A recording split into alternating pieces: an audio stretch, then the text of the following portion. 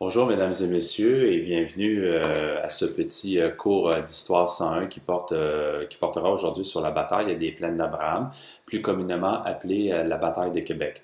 En fait, j'inaugure ce vidéo à titre de projet pilote, si l'on veut, parce que, je tenais à établir un certain nombre de capsules historiques pour mon simple plaisir et surtout pour votre plaisir.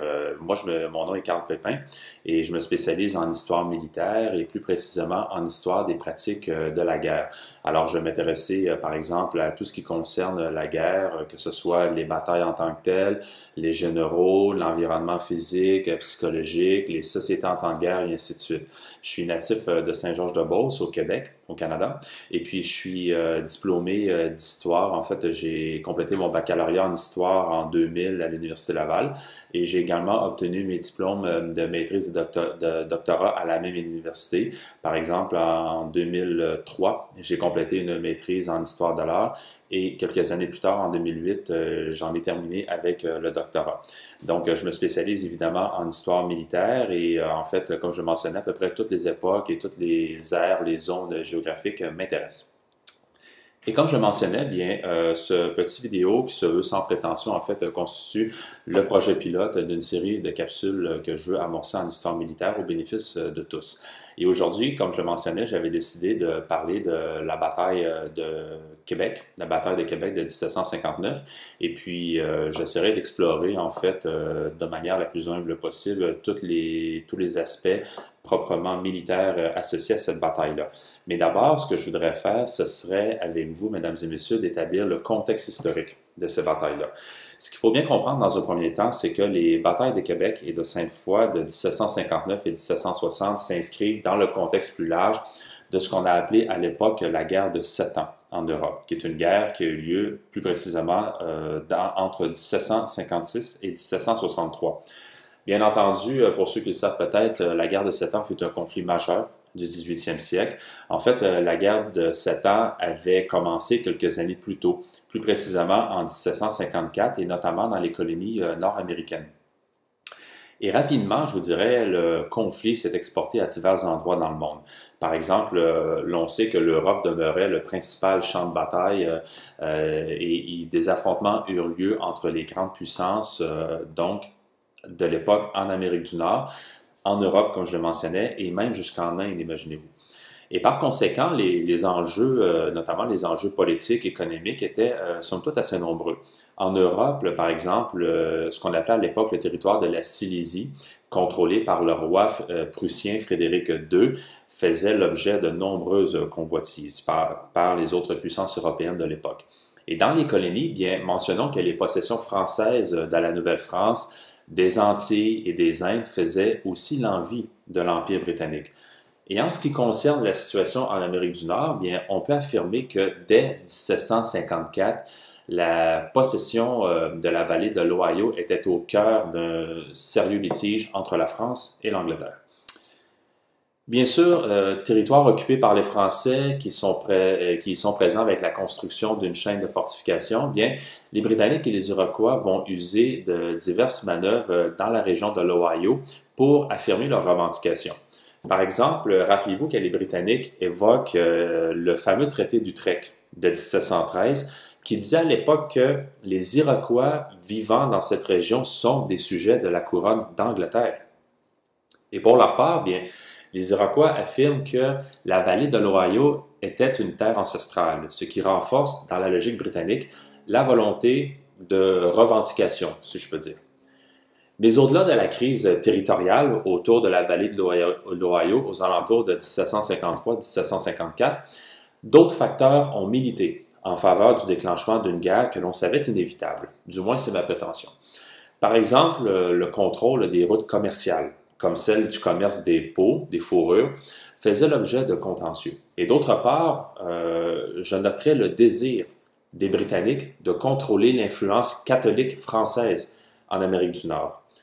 Et à l'extérieur de l'Ohio, bien, les Français et les Britanniques s'affrontèrent sur la question des droits de pêche au large de Terre-Neuve. Alors, vous voyez, mesdames et messieurs, ça vous donne, somme toute, un très bref aperçu de certains enjeux politiques, économiques, voire religieux au début de cette guerre de 7 ans. Et je vous dirais également que c'est en analysant la question démographique que l'on se rend compte du caractère inéluctable de la guerre à venir. Rappelez-vous que les 13 colonies anglaises d'Amérique du Nord comprenaient vers 1750 environ 1,5 million d'habitants confinés dans un espace extrêmement restreint. Et pour sa part, la Nouvelle-France, qui s'étendait de l'actuel Québec jusqu'aux confins du Mississippi, comprenait, imaginez-vous, une population d'à peine 60 000 âmes. Donc, 60 000 habitants, qui est une population peut-être à peine plus gros que la taille d'une ville moyenne du Québec, 60 000 habitants qui s'étendent de la région du Québec jusqu'à vers la vallée du Mississippi dans le golfe du Mexique, versus 1,5 million d'habitants confinés dans les territoires de la Nouvelle-Angleterre qui se regroupaient essentiellement aux alentours de la région de Boston jusqu'à vers le sud, vers les Carolines. Alors, évidemment, c'est sûr que du point de vue britannique, ils avaient, je crois, un sérieux problème démographique, un problème d'espace. Et je vous dirais qu'il n'en fallait pas plus pour que tôt ou tard, la tension ou les tensions entre les grandes puissances finissent par éclater. Et pour faire court, rappelons que le casus belli de la guerre de 7 ans repose dans l'attaque lancée par Frédéric II de Prusse contre la Saxe menaçante. Et 7 années plus tard, en 1763, bien, les conséquences notables en ce qui concerne le sujet traité dans cet exposé sont que l'on assiste à la naissance de l'Empire britannique et à la chute, sinon à l'amputation, d'une large partie de l'Empire français. Et en effet, bien, avec la signature du traité de Paris, dont on a commémoré en 2013 le 250e anniversaire de sa signature, eh bien, avec la signature du traité de Paris, la France, ultimement, dut céder la Nouvelle-France à l'Empire britannique, à l'Angleterre. Mais avant tout, c'est sûr qu'au cours de la guerre de 7 ans, il y a beaucoup de forces en présence. On connaît les forces traditionnelles que furent la Prusse, la France, la Grande-Bretagne, le Saint-Empire germanique, même la Russie, mais pour vous donner une dimension, donc ça vous donne une dimension encore plus mondiale du conflit. Mais rappelons que d'autres puissances, peut-être de plus petite taille, ou des puissances plus régionales, si on veut, ont également participé. On pense par exemple au Hanovre, au Portugal, à la Suède, à l'Espagne, à la région de la Hesse-Cassel, au Brunswick, à d'autres duchés allemands à l'époque, comme le duché de Saxe et même de Pologne, la Wurtemberg et même les deux Siciles. Alors, vous voyez un peu que c'est un conflit qui avait à peu près des dimensions, somme toute, mondiales. Mais qui dit conflit, bien, dit opération militaire. Et ce que j'aimerais faire maintenant, mesdames et messieurs, ce serait peut-être de vous entretenir des premières phases de la guerre de 7 ans en Amérique du Nord. Rappelons que dès 1754, les belligérants allaient être d'un côté, comme je le mentionnais tout à l'heure, la France et ses alliés amérindiens face à l'Angleterre, ses 13 colonies et leurs alliés amérindiens également. Rappelons aussi que les Français pouvaient compter sur une série de postes et de forts afin d'assurer la liaison et la défense de leurs immenses colonies. L'expansion du territoire français, je vous dirais, à l'ouest de la chaîne des Appalaches, compromettait sérieusement le développement territorial des colonies américaines enclavées. Et les premiers accrochages militaires dans la région eurent lieu, je vous dirais, autour de l'actuelle ville de Pittsburgh. Pittsburgh, dis-je bien. Et en 1754, un certain George Washington, qui deviendra, comme vous le savez, futur même premier président des États-Unis, eh bien, ce même George Washington-là était alors colonel dans un régiment virginien. Et c'est autour de Pittsburgh que Washington tenta en vain d'ériger un premier fort pour compromettre le ravitaillement des Français. Et délogé par ceux-ci, bien, Washington a dû battre en retraite avec son unité et les Français en ont profité pour construire le célèbre fort Duquesne. Et rappelons que ce premier accrochage fut suivi par un autre l'année suivante par l'assaut britannique contre le fort de Niagara. Encore là, ce fut un échec pour les Britanniques et cela occasionna, je vous dirais, un premier répit temporaire pour la France. Et ces premiers accrochages-là ont permis aussi aux belligérants de se rendre compte de l'évolution tactique des combats. Par exemple, les Britanniques ont mené ces premiers assauts de manière classique par leur déploiement de leurs forces en vue de batailles rangées à l'européenne.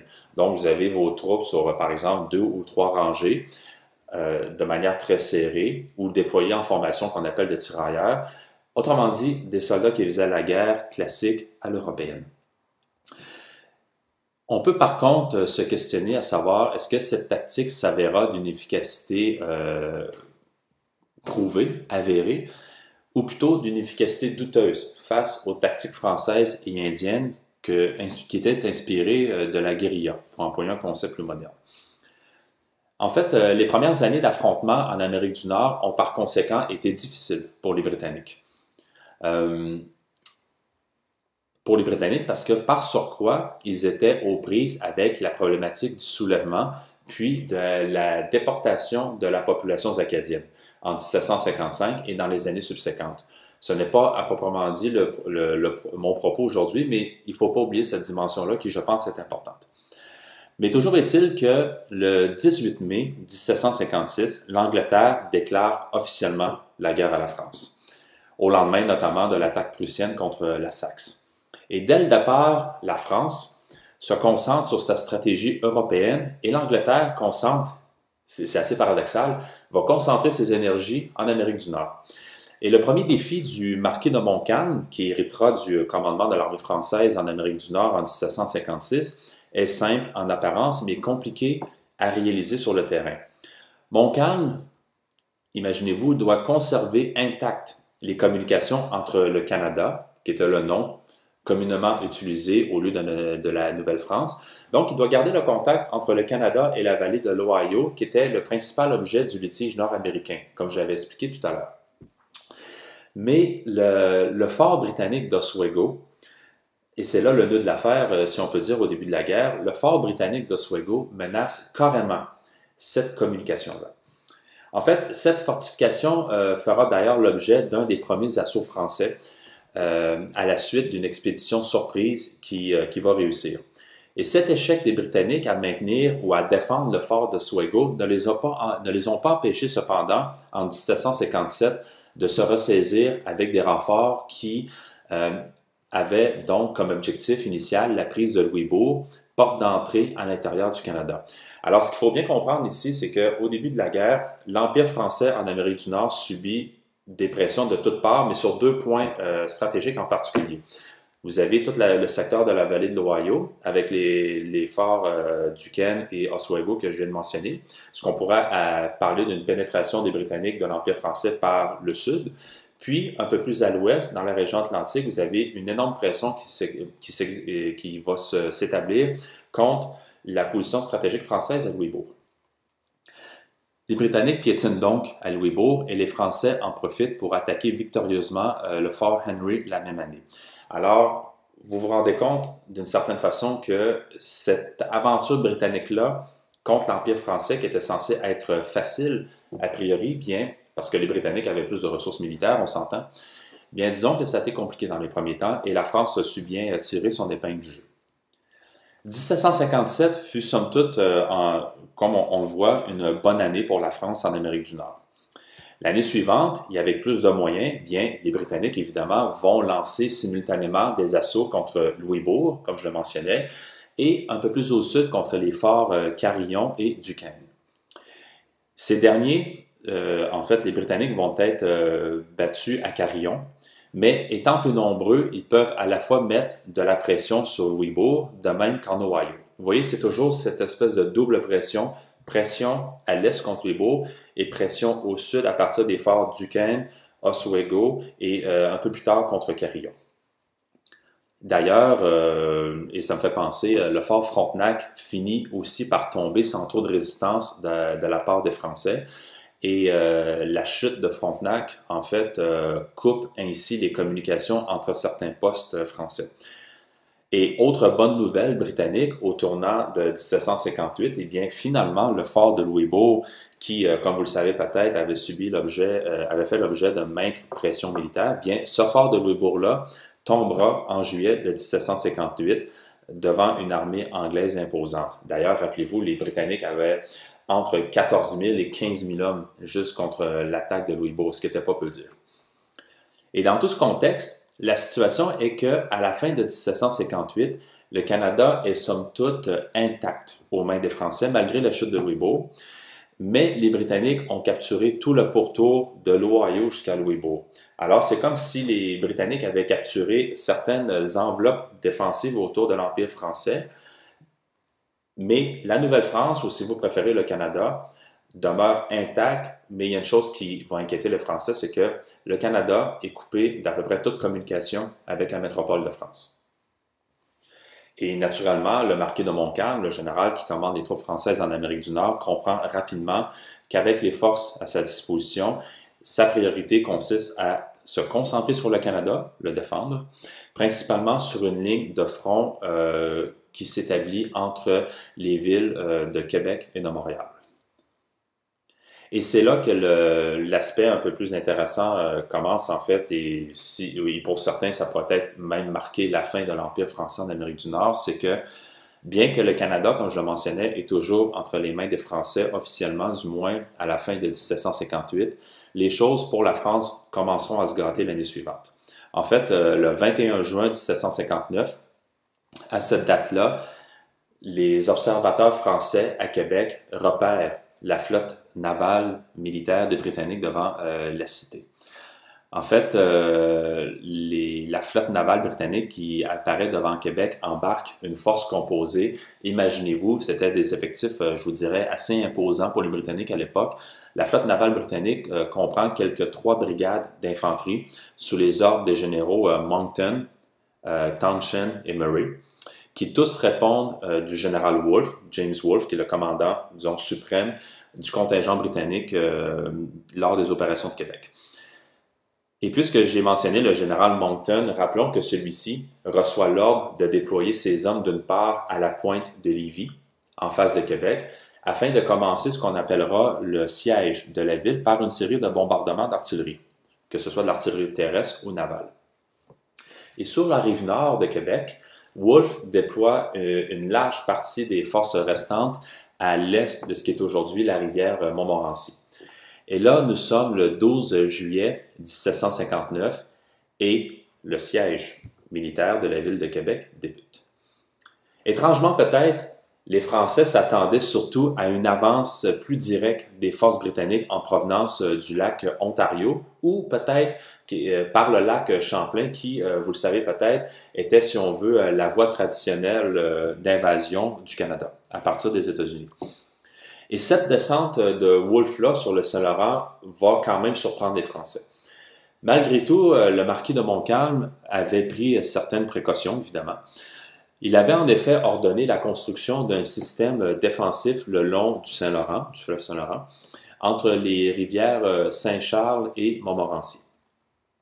Et je vous dirais, mesdames et messieurs, que c'est sur ce système défensif français que les Britanniques vont se heurter une première fois le 31 juillet 1759. Lors, en fait, d'un assaut complètement raté à la chute de Montmorency contre les fortifications françaises établies à Beauport. À titre d'exemple des pertes encaissées lors de cet assaut, au plus fort discutable de 1759, eh bien, les régiments britanniques des grenadiers, et je pense entre autres au 60 Foot, donc qui était le 60e régiment d'infanterie, ce régiment-là, en fait, et celui des grenadiers vont perdre environ, imaginez-vous, 500 hommes le 31 juillet 1759 dans l'assaut désastreux contre la falaise à Beauport.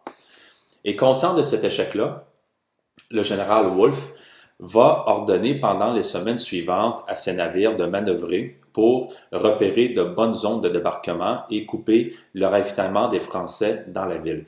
Alors, vous voyez un peu le double défi qu'avait le commandant en chef des Britanniques à Québec, c'est que, étant donné la topographie du terrain, Québec étant situé sur une falaise, c'est pas évident, surtout avec la logistique à la disposition des Britanniques à l'époque, d'établir un débarquement. Mais en plus, Wolfe doit tenter d'établir certains postes afin de couper le ravitaillement des Français.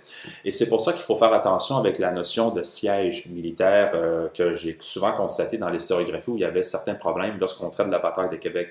Parce qu'un siège militaire, ça ne suffit pas d'encercler la ville ou la position ennemie. Mais pour qu'il soit efficace, ce siège militaire-là, il faut qu'en plus, vous soyez en mesure de couper le ravitaillement.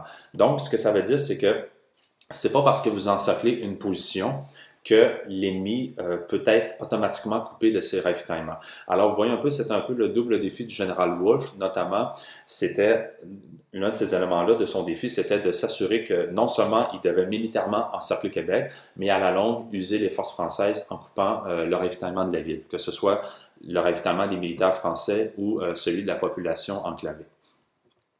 Mais cependant, la situation demeure difficile pour les Britanniques. Les soldats anglais autour de Québec souffraient également du siège, ils étaient malades. En fait, le général Wolfe lui-même était malade. Et les Britanniques savaient qu'un assaut contre Québec avant l'hiver qui s'en venait était impératif. Là, on dit souvent que les hivers à Québec sont très difficiles, mais à l'époque, c'était peut-être encore pire. Le fleuve Saint-Laurent n'était pas navigable 6 mois par année en raison des glaces. Alors, à l'été, au mois de juillet-août 1759, Wolfe sait très bien que, ironiquement, l'été est déjà quand même bien avancé. L'automne arrive, l'hiver également. Alors, le temps joue contre lui. Et ces troupes, en fait, plus que je peux en parler un peu, ça aussi c'est une précision qui est importante au niveau des troupes britanniques. Les soldats que Wolfe commande en 1759 sont pour la très grande majorité des professionnels. Qu'est-ce que j'entends par là? Eh bien, ce sont des soldats de métier. Des soldats qui ont reçu un entraînement rigoureux, strict, qui sont des soldats 24 heures sur 24, qui sont des soldats, pour une bonne partie d'entre eux, qui sont habitués de faire campagne. Alors, ce ne sont pas des amateurs, ce ne sont pas des soldats à temps partiel, ni des miliciens, mais la plupart de ces troupes sont vraiment des soldats professionnels. Et ce qui m'amène à dire que le général Wolfe commandait une petite force hautement disciplinée et peut-être, à la limite, mieux entraînée que les forces françaises du marquis de Montcalm. Toujours est-il que le 4 septembre 1759, qui est une année névralgique, rappelons-le, les Britanniques se résignent finalement à quitter la rive nord à l'est de la rivière Montmorency, à Québec, et vont tenter une autre manœuvre dans un secteur que vous pouvez vous imaginer être beaucoup moins bien défendu.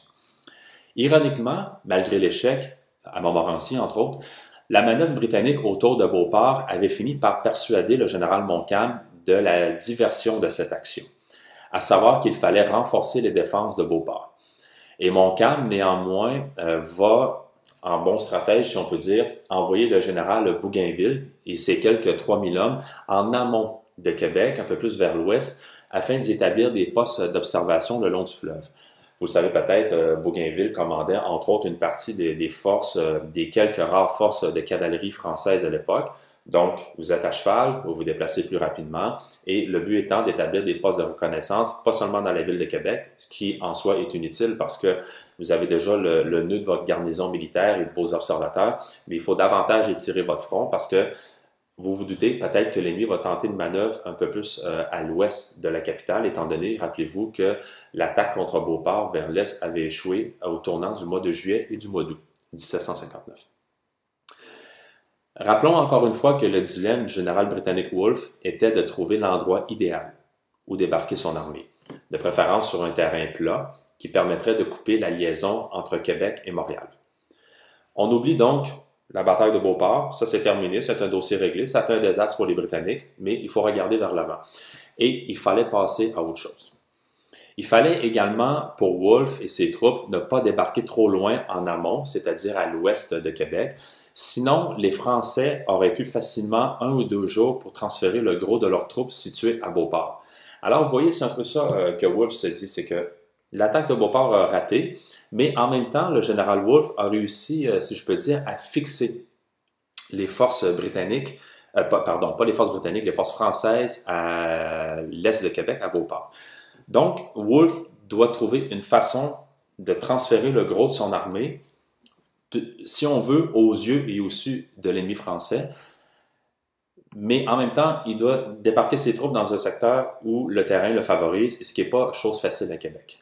Mais toujours est-il que les troupes britanniques naviguaient depuis déjà quelques jours le long du fleuve Saint-Laurent à la fin de l'été 1759, dans l'espoir de débarquer en un endroit favorable.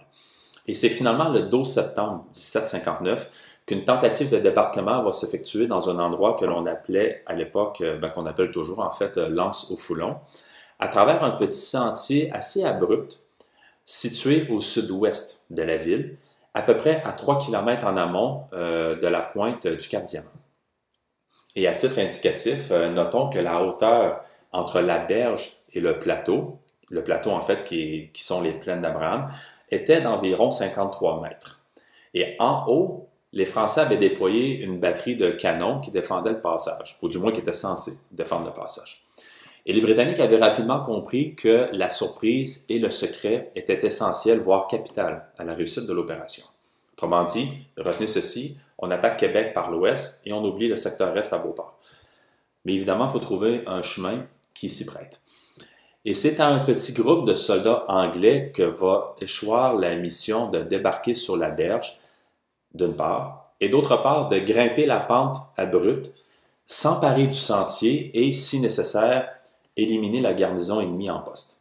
Et à cet égard, bien, un petit campement français doté d'un effectif maximal d'une 50aine de miliciens sous les ordres d'un certain capitaine de Vergor était censé garder le passage de l'Anse-au-Foulon. Rappelez-vous qu'il est un passage critique. Et plusieurs Français, je vous dirais personnellement, n'ont rien soupçonné, ni perçu de la menace immédiate entre le Cap Diamant et Cap Rouge, c'est-à-dire, autrement dit, le secteur ouest du secteur défensif de Québec. On pensait bien que les quelques navires aperçus étaient des embarcations françaises de ravitaillement, mais malgré tout, au moment où les Britanniques s'apprêtent à escalader la falaise autour de l'Anse-au-Foulon, il y a une sentinelle française qui va crier « Qui vive ?» Et c'est fait répondre, cette sentinelle-là, apparemment, se serait fait répondre dans un excellent français par un officier britannique d'un régiment des Highlanders. Alors, peut-être un petit élément anecdotique, vous me direz-vous, mais peut-être un autre élément qui a sans doute contribué à faire baisser la garde aux forces françaises en cet endroit stratégique-là de la falaise de l'Anse-au-Foulon. Et contrairement à une certaine croyance populaire, cet incident-là, comme je le disais, rappelle que les troupes du général Wolfe n'ont pas débarqué précisément sur la berge de l'Anse-au-Foulon. En fait, elles ont dévié de leur parcours, abordant le sol devant une falaise beaucoup plus étroite encore. Et là, les Britanniques ont reçu l'ordre de fixer baïonnettes au canon de leurs fusils, et un groupe de volontaires fut envoyé pour dégager la route, tandis que 3 compagnies de soldats britanniques passaient directement par la falaise. Et ce faisant, ces compagnies-là ont réussi à capturer le camp du capitaine Vergor, qui, rappelez-vous, défendait le haut de la falaise, en contournant son flanc par l'arrière. Et l'un des hommes du camp avait réussi cependant à fuir et parvint à se rendre à Beauport pour prévenir le général Montcalm des événements qui se déroulaient un peu plus à l'ouest. Et or, précisément, bien, il n'y a pas grand monde dans le camp de Montcalm qui ont cru l'histoire de cette estafette-là qui était venu les avertir. Et à l'aube, la conséquence est qu'on pense qu'il y a environ 5000 soldats britanniques qui se trouvent sur les plaines d'Abraham.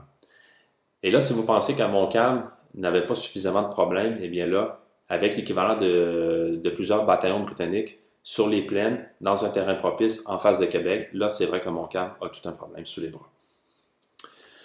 Et en conséquence, bien, puisqu'on parle de Montcalm, je vous dirais vite fait qu'il y a 3 options qui se présentent à lui. La première, qui est peut-être la plus facile, qui est peut-être la moins dérangeante d'un point de vue logistique, la première option, c'est simple, c'est de ne rien faire et d'attendre. La seconde option, en fait, la première n'est peut-être pas la meilleure, mais enfin, on attend et on regarde le déploiement des troupes britanniques. La deuxième option, peut-être, serait de concentrer ou de concerter, en fait, une attaque avec le général Bougainville qui se trouvait à l'ouest autour de Cap-Rouge. Cette manœuvre-là, qui est intéressante en apparence, s'avérait tout de même difficile à exécuter compte tenu du manque de communication soutenue entre les différentes positions françaises. Autrement dit, la deuxième option, comme je le mentionnais, aurait consisté à prendre les quelques troupes mobiles de l'officier Bougainville et d'attaquer les Britanniques dans le dos à partir d'une position encore plus à l'ouest que celle où Wolfe se trouvait. Mais comme je vous dis, le manque de communication à l'époque fait en sorte que c'était une manœuvre qui était difficile à coordonner. Et là c'est là que les choses s'en viennent peut-être encore plus intéressantes. Et il y a une troisième option qui se présente à Montcalm. Donc rappelons que la première était de ne rien faire et d'attendre. La seconde, espérer peut-être que le général Bougainville prenne les Britanniques dans le dos à l'ouest. Mais Montcalm fait face, ou dispose, si vous voulez, d'une troisième option, c'est-à-dire attaquer immédiatement les forces britanniques sur les plaines. Là, nous sommes dans le temps, le 13 septembre 1759, et c'est le jour de la bataille. La situation des troupes britanniques au matin du 13 septembre 1959 sur les plaines est quand même précaire. Le général Wolfe réalise qu'il est encerclé d'un côté, rappelons-le toujours, il ne faut jamais oublier ça, par Montcalm à Québec, et de l'autre côté par Bougainville qui se trouve dans ce qu'on appellerait aujourd'hui la municipalité un peu plus contemporaine de Cap-Rouge. Et analysant rapidement la situation, le général britannique et son état-major constatent qu'il est à peu près à 1,5 km de son objectif qui est Québec, et c'est une distance qu'il doit franchir à travers un champ de blé. Montcalm, lui, de son côté, n'est informé que le matin de la présence britannique sur les plaines, du moins une présence en force, surtout lorsque Montcalm voit les bataillons ennemis en train de se former sur 2 longues et minces lignes, autrement dit des lignes de tirailleurs, comme je l'évoquais précédemment. C'est sûr que le temps que Montcalm prenne ces bataillons constitués de Français, de Canadiens et d'Indiens, qui sont tous à Beauport, et qui les fasse déployer vers l'ouest, vers les plaines, à travers Québec, ben ça, c'est pas une manœuvre qui va prendre quelques minutes. Ça va prendre plusieurs heures, ne serait-ce que pour passer le mot à travers les régiments, ce qui se fait assez rapidement, mais quand même, il faut le faire, d'organiser les troupes françaises et leurs alliés canadiens et indiens en ordre de marche. Déjà là, en soi, c'est difficile, d'autant que les régiments de réguliers français, ça va, ils sont habitués de se déployer, que ce soit en formation de marche, en formation de colonne ou en formation de tirailleurs. Mais évidemment, leurs alliés amérindiens et canadiens, qui sont des troupes miliciennes, qui ne sont pas nécessairement formés à ces manœuvres-là, mais qui sont quand même des troupes utiles, ne serait-ce que pour apporter des fusils supplémentaires aux Français sur le champ de bataille, eh bien, Montcalm devait coordonner tous ces gens-là, parce que, rappelons-le, Montcalm avait décidé d'utiliser la troisième option qui consistait à livrer bataille contre Wolfe à découvert directement sur les plaines. Et par ailleurs, Montcalm doit s'obstiner avec, et ça c'est pas rien, avec le gouverneur de Québec en place. Parce que Montcalm commande la force militaire, mais si vous voulez, le commandant général de la colonie, le commandant politique, pour employer une expression plus moderne, eh bien, c'est un Canadien et c'était le marquis de Vaudreuil. Et Montcalm devait s'entendre avec lui notamment pour obtenir un minimum d'artillerie, d'appui-feu en vue de la bataille. Rappelons que Montcalm dispose d'un effectif théorique de 15 000 hommes, de 15 000 troupes professionnelles et de milices pour défendre la place. Mais dans les faits, environ seulement 5 000 soldats professionnels sont disponibles immédiatement pour Montcalm pour livrer bataille sur les plaines. Et de son côté, Wolfe dispose, peut-être si on exagère un peu les chiffres, au maximum d'environ 8 000 soldats réguliers qui sont prêts au combat, mais à peine un peu plus de la moitié, à peu près 4 500 hommes d'entre eux se trouvent sur le champ de bataille au matin du 13 septembre 1759. Et bien sûr, le déploiement des forces britanniques sur les plaines peut être vu comme une tentative de Wolfe pour forcer Montcalm à livrer bataille le plus tôt possible, ce qui en soi est un raisonnement qui se tient, sachant que le temps joue en faveur du général français. Mais Wolfe va disposer de ses troupes en suivant un schéma qu'on pourrait qualifier de fer à cheval. Autrement dit, la droite de son front est ancrée sur le fleuve, alors son flanc droit est protégé par l'obstacle naturel qui est le fleuve, puis la gauche du flanc de Wolfe est déployée sur 1 km à l'intérieur des terres, couvrant ainsi les plaines avec le pont de la rivière Saint-Charles qui n'était pas trop loin sur sa gauche. Mais pour couvrir cette distance, Wolfe, le général britannique, a dû placer ses hommes sur 2 lignes, au lieu des 3 lignes d'infanterie réglementaire du schéma européen de déploiement tactique que j'évoquais en début d'allocution. Et en face de Wolfe, eh bien, Montcalm ramasse tous les bataillons à portée de main et les fait converger sur les plaines, je vous dirais, vers 9 h le matin, le 13 septembre 1759, et ce, sans attendre des renforts en position à Beauport et sans nécessairement avoir une bonne communication à l'ouest aussi avec Bougainville. Et cela prenait une armée, je vous dirais, quand même bien disciplinée et entraînée à l'européenne pour exécuter les manœuvres tactiques compliquées requises pour un tel déploiement rapide. En fait, j'ouvre une parenthèse ici parce que ça me faisait penser que beaucoup d'historiens qui ont analysé, si on veut, les manœuvres européennes sur les plaines, notamment les manœuvres françaises, on dit que bon, les troupes régulières françaises auraient davantage dû se comporter un peu comme leurs alliés canadiens et amérindiens, à savoir à se déployer en petits groupes, en tactique, en guérilla. En fait, c'est juste et c'est pas juste en même temps, parce que si vous voulez avoir... Rappelez-vous que le gros des forces françaises sont des troupes professionnelles. Vous devez les déplacer du point A à Beauport vers le point B sur les plaines d'Abraham. Bien, si vous voulez le faire rapidement, sachant quand même que vous n'avez pas toutes les informations sur le dispositif admis à votre disposition, mais si vous voulez déplacer rapidement ce contingent-là, eh bien, je pense que les tactiques européennes à l'époque étaient quand même plus efficaces. Pour former vos hommes en colonne sur 2 ou 3 rangées, les faire déployer rapidement, les faire marcher en suivant une route précise, en colonne sur la route, les redéployer en tirailleurs ensuite sur le champ de bataille. Je pense que les manœuvres européennes s'avéraient efficaces à ce niveau-là.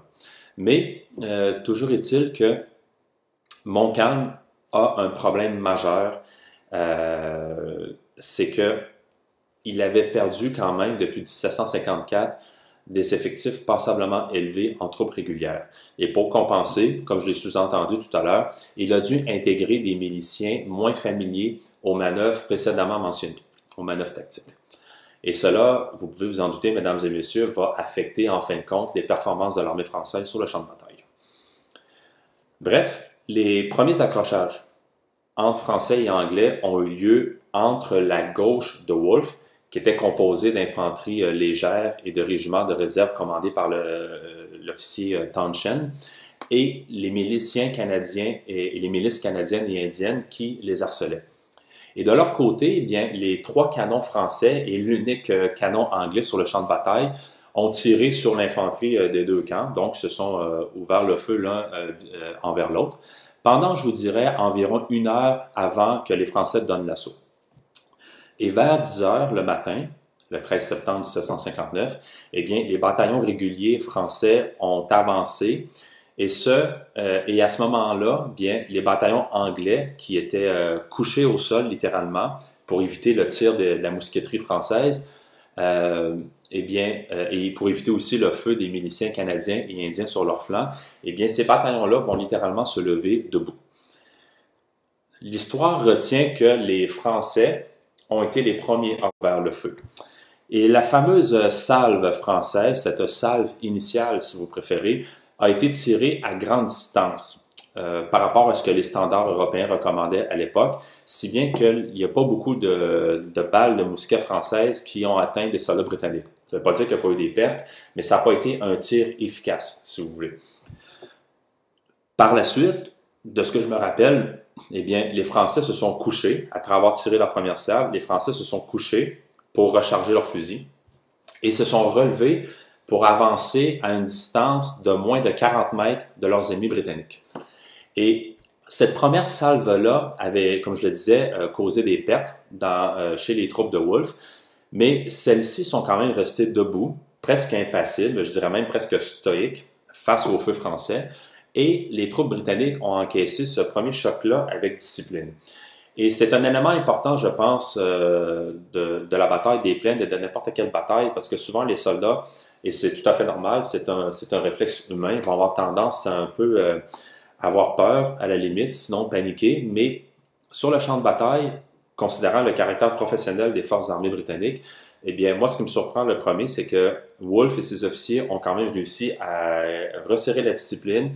Les cadres, les officiers britanniques ont très bien fait leur travail et les Anglais ont encaissé ce premier coup de feu-là des Français avec discipline, je vous dirais.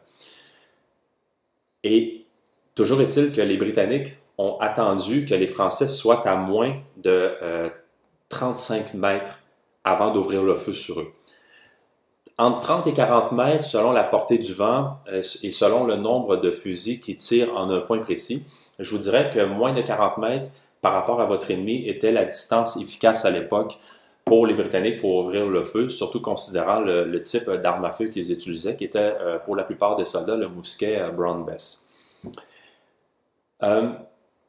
Donc, comme je le disais, les Britanniques ont attendu que les Français soient à moins de 35 mètres avant d'ouvrir le feu sur eux. Et 2 volées ont été tirées et cela fut suffisant pour désorganiser le front français. Wolfe, en fait, avait ordonné à ses hommes de charger leurs mousquets avec 2 balles au lieu d'une seule, comme c'était le cas chez les Français. Et comme les Français avançaient à découvert, eh bien, la première volée britannique a causé de grandes pertes dans leurs rangs. En fait, des dizaines de soldats français sont tombés dans le temps de le dire.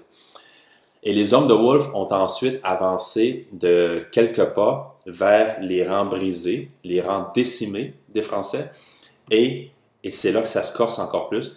Ils ont ouvert le feu d'une seconde volée. C'est là que la deuxième volée britannique intervient. Et une fois leurs mousquets déchargés, les Britanniques ont ensuite marché, baïonnette au canon, vers les Français pour les pourchasser et les refouler dans Québec. Cependant, la poursuite britannique, c'est un peu normal, c'est le propre de certaines batailles, parce que par définition de bataille, c'est confus. La poursuite britannique était au mieux désorganisée, dû au fait que plusieurs officiers étaient hors de combat, parce que bon, il y a beaucoup d'officiers britanniques qui ont été tués ou blessés pendant l'assaut française, et les Britanniques, les soldats sentaient quand même qu'il y avait un momentum à poursuivre l'ennemi. Un momentum qui a été encouragé sans doute par les officiers britanniques qui étaient toujours debout. Mais la poursuite britannique était quand même désorganisée parce que justement la cohésion et le commandement étaient plus difficiles. Mais les Anglais sentaient qu'ils gagnaient quand même la bataille. Et de leur côté, eh bien, dans une tentative désespérée, les Canadiens et les Indiens, qui étaient les alliés des Français, ont ouvert le feu sur les Britanniques pour les harceler, mais ils furent à leur tour repoussés. Et c'est dans une grande confusion, vous l'aurez deviné, que l'armée française va se replier dans Québec. Et de son côté, le général Wolfe, bon, là il y a les 2 salves, c'est-à-dire qu'il y a la salve française qui a été tirée, il y a les 2 salves en réplique des Britanniques qui ont été projetées également. Bien, le général Wolfe, qui physiquement se trouve derrière le régiment du 20th Foot, le 28e régiment, Wolfe, de sa part, si je peux ouvrir une parenthèse, a d'abord été blessé au poignet, puis il a été, sur le poignet, bon, c'est pas si grave que ça n'empêche pas le général de commander, ça fait mal évidemment, mais vous pouvez commander la bataille. Mais où ça se corse, c'est que Wolfe a été atteint dans les intestins par une seconde balle et ensuite à la poitrine. Il était grièvement blessé, vous l'aurez compris. Il a été évacué quelques mètres en arrière par ce soldat. Et au début de la retraite, de son côté, le général Montcalm, sur son cheval, a aussi été blessé et transporté dans une maison à Québec où, comme l'histoire l'indique, il est décédé le lendemain de la bataille. Qu'est-ce qui est arrivé avec Montcalm? C'est que Montcalm a été blessé 2 fois. D'abord, il a été atteint d'un projectile dans le bas de l'abdomen, puis d'un autre à la cuisse. En fait, c'est surtout la blessure à l'abdomen, j'ose croire, qui a été fatale pour lui. Et l'adjoint de Montcalm a également été tué et le brigadier du général Monckton a été blessé à son tour. Alors, ça vous donne une idée que les hauts gradés, comme les soldats, ont souffert également de la bataille. Et aussi, bien, le général Townshend, le général britannique, va prendre la relève de l'armée britannique à la suite de la chute de Wolfe. Et Townshend, en fait, avait le double défi, si on veut, dans les minutes qui ont suivi les 2 salves de l'armée britannique. C'est-à-dire, le premier défi, c'était de poursuivre du mieux qu'il pouvait l'armée française dans Québec. Et rappelez-vous que les troupes de Bougainville sont derrière lui à l'ouest, à Cap-Rouge. Donc, il a dû contenir également l'avancée du général Bougainville. Et selon les estimations variables, eh bien, les pertes totales subies par les belligérants le 13 septembre 1759 sont évaluées, je vous dirais, à 1300 hommes en tout, ce qui inclut les tués, les blessés et les disparus. Donc, 1300 soldats. Et la bataille a eu lieu dans un périmètre, somme toute, délimité assez grossièrement par les actuels, pour ceux qui sont familiers avec la ville de Québec, la bataille a eu lieu entre les actuelles rues Turnbull, le chemin Sainte-Foy, la rue des Érables et le centre des actuelles plaines d'Abraham. Et lors des salves de mousquets, bien, le front passait approximativement entre les actuelles rues Cartier et de Salaberry. bon, là, on a parlé de la bataille de Québec en tant que telle, avec les pertes et tout, le déploiement tactique et ainsi de suite. Mais le point que j'aimerais aborder maintenant, c'est en anglais, on dirait, excusez-moi l'anglicisme, the aftermath, donc l'après-bataille.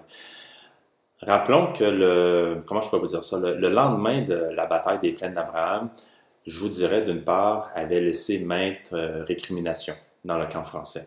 Par exemple, le gouverneur Vaudreuil, qui ne portait pas nécessairement le général Montcalm, qui est un général français, donc dans son cœur, le gouverneur Vaudreuil va quand même porter le blâme de la défaite entièrement sur Montcalm. Et Vaudreuil ordonna au restant des troupes d'évacuer Québec et Beauport pour rejoindre Bougainville, plus à l'ouest. En fait, Vaudreuil et parce que, bon, vous savez, Montcalm était quand même décédé entre-temps. Les Britanniques, de leur côté, vont entrer dans Québec, qui capitule officiellement le 18 septembre 1759. Et le restant des forces françaises était posté à l'ouest de Québec, le long de la rivière Jacques-Cartier, dans l'attente d'une éventuelle riposte. Parce que c'était toujours ça le but. Hein? C'est pas parce que la ville de Québec tombe que tout s'arrête loin de là, loin de là.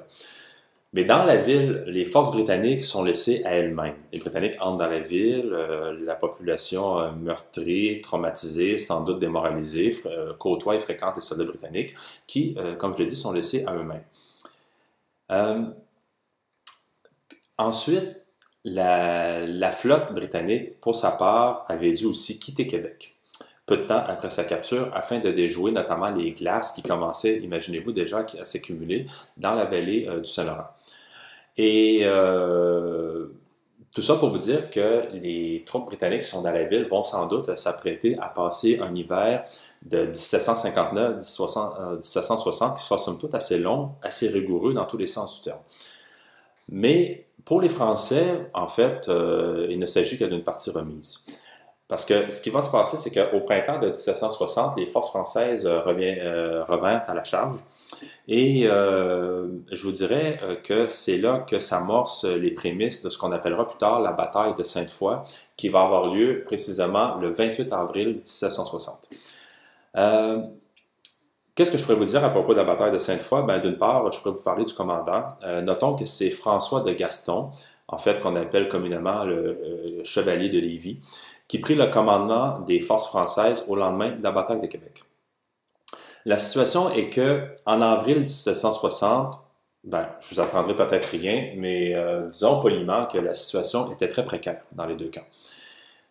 Le marquis de Lévis parvint à rassembler une force d'un peu plus de 5000 hommes à Montréal, ce qui est quand même pas rien compte tenu de la défaite de Québec, et va parvenir à les diriger à nouveau vers Québec. Et la moitié de ces troupes étaient composées de miliciens et de Canadiens. Vous voyez un peu le ratio, pour employer une expression plus moderne, le ratio de troupes professionnelles, je vous dirais, à la disposition de Lévis est beaucoup plus faible qu'à l'époque de Québec sous Montcalm. Mais toujours est-il que cette nouvelle armée française-là, appelons-la ici, se dirige à nouveau de Montréal vers Québec, au tournant du printemps de 1760. Comme je le disais, la moitié des troupes étaient composées de miliciens et l'autre de troupes professionnelles. Et de son côté, le général Murray, qui est le nouveau commandant britannique, en fait, qui était un des adjoints de Wolfe, devait s'organiser avec une faible force d'à peine 4000 hommes, affaiblis par la faim et sans doute un facteur important par la maladie, par le scorbut. Et donc, Murray, avec 4000 hommes, qui est à peu près l'équivalent d'une brigade, pour employer un autre concept plus moderne au 21e siècle, Murray a 4000 hommes face à une population hostile. Ses troupes ont faim et elles sont malades.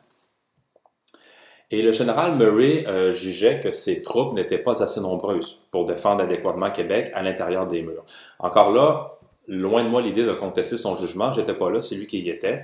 Mais il n'est pas dit quand même qu'avec 4000 hommes dans une ville avec des fortifications qui certes ont été abîmées par les bombardements britanniques des mois précédents, mais quand même, Murray avec 4000 hommes, même s'ils sont un peu démoralisés, un peu affamés, peut quand même offrir une défense somme toute forte et efficace contre les Français.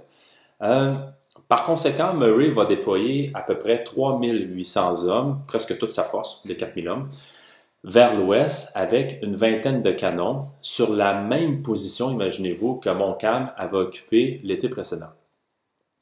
Et plutôt que d'attendre l'avance française, on dirait que c'est un peu le même scénario qu'à Québec qui se répète, mais plutôt que d'attendre l'avance française, le général Murray a pris le risque de faire marcher ses troupes vers l'ennemi, vers l'ouest. Et son avance rapide a eu du succès au départ, mais l'artillerie de Murray va finir par être aveuglée par ses propres troupes placées devant elle et qui lui cachaient littéralement la vue. C'est ça qui est un peu paradoxal et ironique d'une certaine façon, c'est que pour une fois, les Britanniques avaient une artillerie suffisamment nombreuse pour livrer la bataille de Sainte-Foy aux Français, mais le déploiement des forces d'infanterie, qui sont par définition plus légères que les canons, bien sûr, vont se déployer beaucoup plus à l'avant des canons, donc, et sur un terrain, somme toute, assez plat, si bien que l'artillerie britannique, qui aurait sans doute pu jouer un rôle crucial à la bataille de Sainte-Foy, est littéralement aveuglée. Et par surcroît, l'infanterie britannique avait fini par s'enliser dans la boue et la neige fondante qui tombait en ce 28 avril de 1760. Alors imaginez-vous, mesdames et messieurs, encore une fois, vous avez des milliers de soldats au printemps, à une époque où le sol commence à dégeler, un tant soit peu, et compte tenu du poids des soldats sur le terrain, eh bien, ça prend pas de temps, surtout avec les canons qui se déplacent, que le sol devient littéralement embourbé. Plus nombreux donc, les Français, qui regroupent à peu près 5000 hommes, avaient fini par prendre les troupes de Murray par les deux flancs, le flanc gauche et le flanc droit, les menaçant ainsi d'encerclement. Et voyant le risque, bien, le général Murray ordonne une retraite générale derrière les murs de la ville, abandonnant du coup tous ses canons que Lévis pouvait retourner contre lui, contre la ville de Québec. Et ça m'amène à vous dire que, bien sûr, bon, là, on se rend compte que le 28 avril 1760, les Britanniques de Murray se retirent dans Québec. Comme je le disais, ils abandonnent leurs canons à l'ennemi. Lévis retourne les canons contre Murray, supposément pour faire le coup de feu contre Québec. Par rapport à la bataille des Plaines d'Abraham l'année précédente, je vous dirais souvent que celle de Sainte-Foy, mais c'est de moins en moins vrai par contre, on sent qu'il y a une tendance historiographique assez lourde encore. La bataille de Sainte-Foy est quand même ignorée, ou que ce soit par les historiens ou par le grand public en général, par rapport à cette bataille-là de Québec. Mais rappelons que la bataille de Sainte-Foy a été une immense victoire pour l'armée française. Effectivement, livrée dans des conditions climatiques difficiles, sur un terrain boueux que je qualifierais de marécageux, la bataille fut marquée entre autres par des combats au corps à corps que l'on n'avait jamais connus à Québec, et peut-être même, je vous dirais, à force d'étudier les batailles du 18e siècle, des combats au corps à corps d'une violence quand même rarement vue si on se fie aux standards européens de l'époque. Qu'est-ce que je pourrais dire aussi sur cette bataille-là de Sainte-Foy, c'est que elle s'est déroulée sur un site situé à quelques centaines de mètres à peine à l'ouest de l'ancienne bataille des Plaines d'Abraham. Autrement dit, le périmètre rectangulaire de la bataille des Plaines est somme toute presque le même que celui de la bataille de Sainte-Foy. On peut situer, je vous dirais, grosso modo, le site actuel de la bataille, je vous dirais, celle de Sainte-Foy est marquée à l'ouest par l'actuelle Université Laval, au nord par la rivière Saint-Charles, au sud et à l'est par une ligne qui touche l'ancien champ de bataille de 1759. Donc, c'est à peu près le périmètre rectangulaire de la bataille de Sainte-Foy. À Sainte-Foy, les pertes, pour ceux qui aiment les chiffres, les pertes en tués, en blessés et en disparus pour la date unique du 28 avril 1760 sont évaluées, je vous dirais, à peu près à 850 pour les Français et à peu près à 1100 hommes du côté britannique. Ces derniers ont perdu, vous le savez désormais, mais ils sont parvenus à se replier quand même en bon ordre derrière les murs de Québec. Et j'insiste, mesdames et messieurs, sur cette notion-là du bon ordre, parce qu'on ne parle pas d'une déroute de l'armée britannique, contrairement à ce que j'ai déjà lu dans certains manuels, mais on parle vraiment d'un repli en bon ordre. Rappelez-vous cette discipline constante des troupes professionnelles britanniques, avec des officiers pour les encadrer. Dans la victoire comme dans la défaite ou sous le feu ennemi, les Britanniques ont quand même réussi à se replier en bon ordre derrière la ville de Québec et à réétablir ce qu'on appellerait, dans un langage plus moderne, un périmètre défensif efficace. Et aussi, bien, et ça me vient à l'esprit, je vous dirais que le manque de munitions de l'artillerie française et le renforcement des défenses murales de Québec combiné à l'arrivée d'une nouvelle flotte anglaise vers la mi-mai de 1760, bien, ont enlevé tout espoir de reprise de la ville par le général de Lévis. Et la bataille de Sainte-Foy, même encore aujourd'hui, fut sans doute parmi les plus sanglantes livrées sur le sol canadien. Rappelez-vous, les Français perdent un peu plus de 800 hommes, les Britanniques perdent autour de 1000 hommes, ça fait à peu près 2000 soldats qui sont tombés en cette journée-là. Personnellement, je ne connais pas beaucoup de batailles dans l'histoire militaire du Canada ou du Québec livrées sur notre sol national qui a entraîné un nombre aussi élevé de pertes. Alors, la bataille de Sainte-Foy est un élément à retenir quand même dans notre histoire nationale. Ça a été une bataille des plus sanglantes. Et malgré tout, ce n'était qu'une question de temps avant l'inévitable, soit la chute de la colonie française. En fait, rappelez-vous, au début de la bataille de Sainte-Foy, Lévis dispose d'environ 5000 hommes. Bien, à l'été de 1760, en raison des pertes subies à Sainte-Foy et de l'usure normale des troupes sur le terrain, que ce soit par la maladie, les désertions et ainsi de suite, bien, à l'été de 1760, il reste à peine 2000 hommes dans les rangs des forces françaises face à quelques 17 000 soldats britanniques et alliés américains. Et le commandant français, donc, n'aura pas le choix de considérer la reddition, la capitulation, ce qui sera chose faite le 8 septembre 1760. Et Lévis va ordonner que l'on brûle les drapeaux de ces régiments pour ne pas que ceux-ci tombent aux mains de l'ennemi. Parce que rappelez-vous, mesdames et messieurs, surtout dans le contexte de l'époque où la notion d'honneur était si forte, surtout chez les militaires, eh bien, le fait de perdre ces drapeaux à l'ennemi est un signe ultime de disgrâce dans la tradition militaire de tous les pays, en fait, je vous dirais. Donc, 8 septembre 1760, officiellement, la colonie française d'Amérique du Nord capitule à Montréal. Et 3 ans plus tard, en 1763, les belligérants signent la paix et le traité de Paris, qui est la conséquence diplomatique de ces événements-là militaires, en fait, confirme le tout. Et ce qui a forcé la France à céder à la Grande-Bretagne ce qu'elle avait peut-être de plus précieuse comme colonie, à savoir la Nouvelle-France, à l'exception peut-être des 2 petites îles de pêcherie qui étaient Saint-Pierre et Miquelon. Alors voilà pour la bataille des Plaines d'Abraham et la bataille de Sainte-Foy de 1759 et 1760. Alors, mesdames et messieurs, j'espère que vous avez apprécié ce court exposé. Mon nom est Carl Pépin, historien militaire, et il m'a fait plaisir de vous l'avoir présenté. À une prochaine fois et bonne journée. Merci, au revoir.